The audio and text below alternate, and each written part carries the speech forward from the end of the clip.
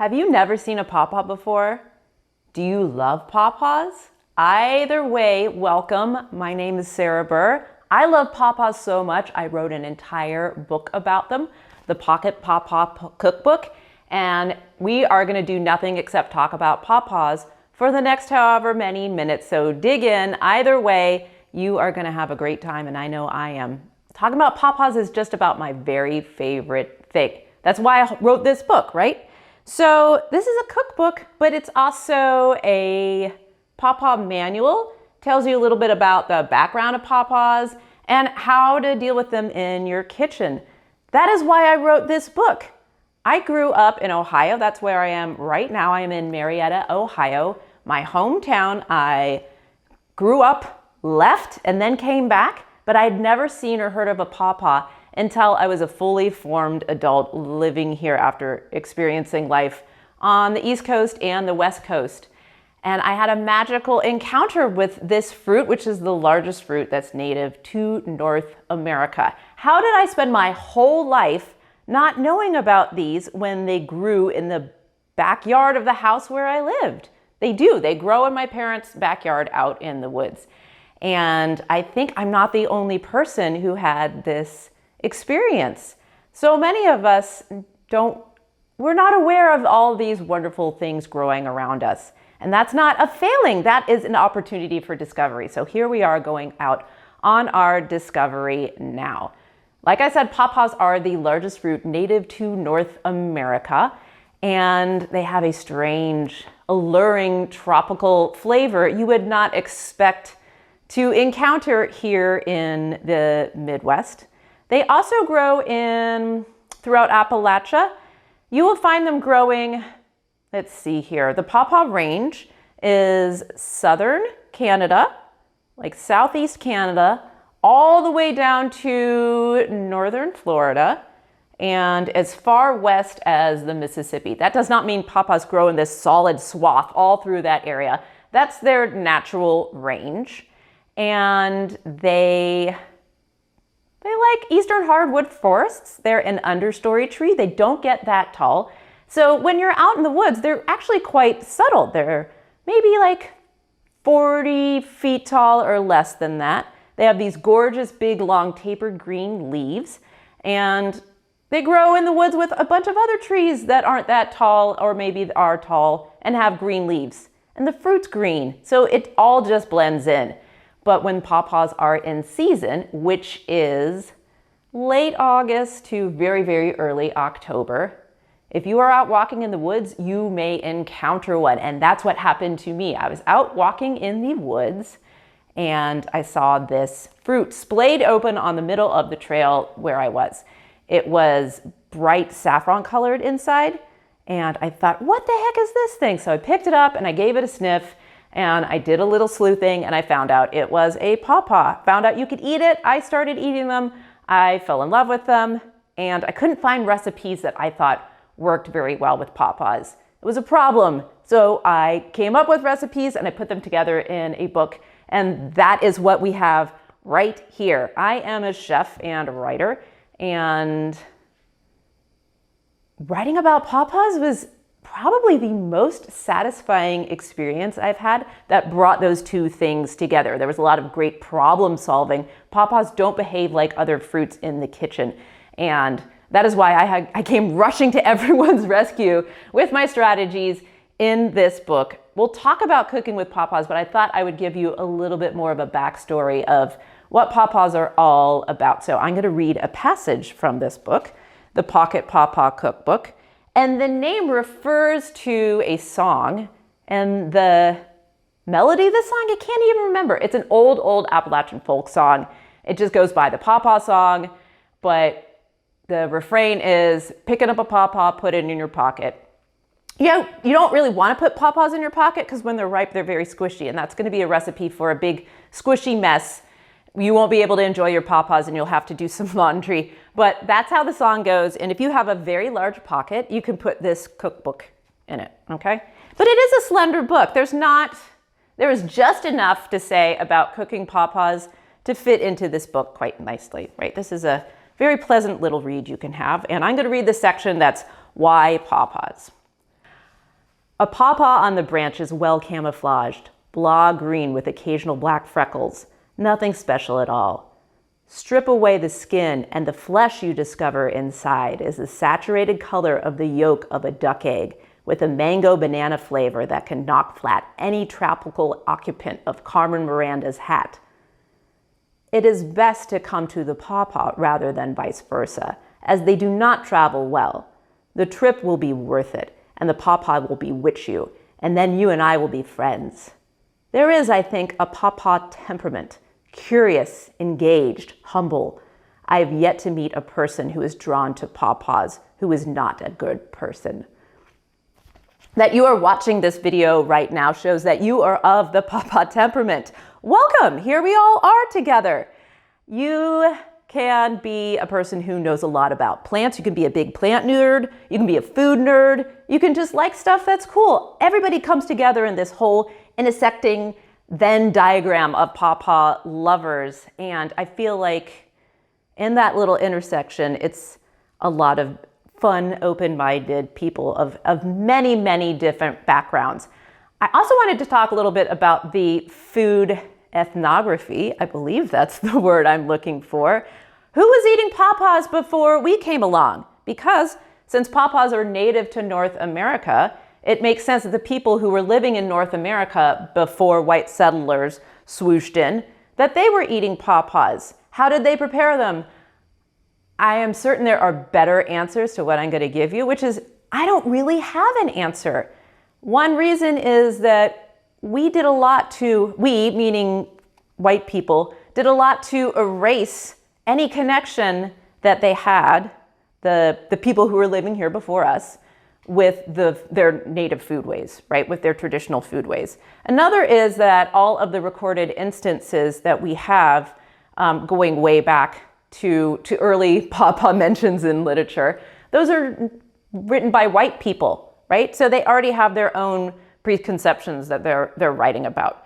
Another thing is that pawpaws, you can ferment them, but you can't really dehydrate them. It makes you a little nauseous. Isn't that fun? Aren't you glad you know that? I'm going to tell you all the unflattering things about this fruit.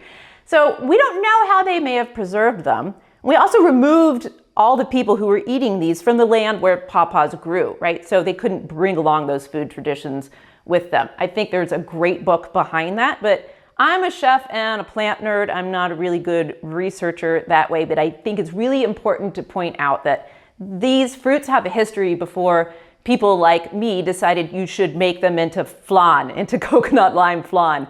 That's a recipe in the book. I think it's not coconut lime flan. It's pawpaw lime flan. There we go. Pawpaw flan. That's a recipe in this book. Pawpaw tastes delicious with dairy. It's very, very custardy, and so I have a lot of recipes in here where I'm combining pawpaw with dairy. People ask what my favorite recipe in the book is, and that really depends on the particular moment in time we are existing in. But this morning I had one of my all-time favorite recipes from the book, and that is the pawpaw lassi. So if you've had a mango lassi, which is a creamy Indian beverage, Indian meaning from South Asia, not Indian as in Native American. So if you've ever had a mango lassi, a pawpaw lassi is similar. It's yogurt and fruit. And since pawpaws have kind of a mango vibe, it made sense to use the pawpaw in there. And it's just a lovely breakfast. I had a pawpaw lassi this morning. Another great pawpaw recipe is pawpaw panna cotta. That's another pawpaw dairy pairing. There's some vanilla in there. Vanilla does a lot of lifting of all these wonderful tropical notes that the pawpaws have. I also like to pair citrus with pawpaw. Citrus zest, lime juice, or lemon zest and lemon juice. Another thing I've done with pawpaws, here we go. These are pawpaw preserves, and I canned these in 2019. This is my last jar of the batch, so I'm waiting to make a new batch this year. One thing is pawpaws don't react very well to heat, right? You don't want to cook them for a long time on the stovetop because they start to get a little funky tasting in a polarizing way. Some people like that about them. I don't like that about them. I like them to be just a little funky. So if you're making something like preserves, you need to cook them for a long time on the stove, and my workaround was to add extra pectin to this to help it set. And that way I don't have to cook this as long as I would otherwise. It makes this taste really delicious. I have had some big stumbling blocks with developing paw-paw recipes. And before I started adding pectin to my paw-paw butter, I made some batches that were not very tasty. I kept adding things to them. I don't know if you've ever made a recipe like that where you just keep on adding things because it doesn't taste right, and then you have gallons of it and none of it's very good.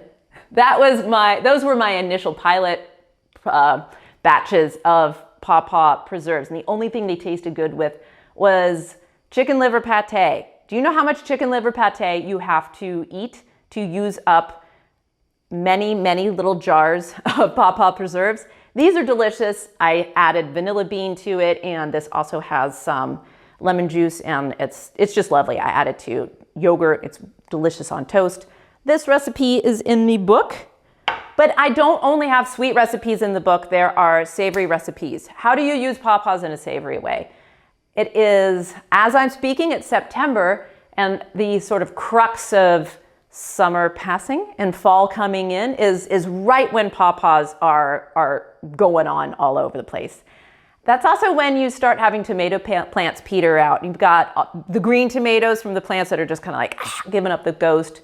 So green tomato paw-paw chutney is a recipe that I love. You cook down some green tomatoes, you let it cool, you add fresh paw-paw pulp to it, and I like to serve it with chips, actually, just dip chips in there. Very, very good. Add some herbs to that. So it's got like a nice, sweet, spicy, sour thing going on. And out of everything, just having paw-paws is my favorite. Guess what?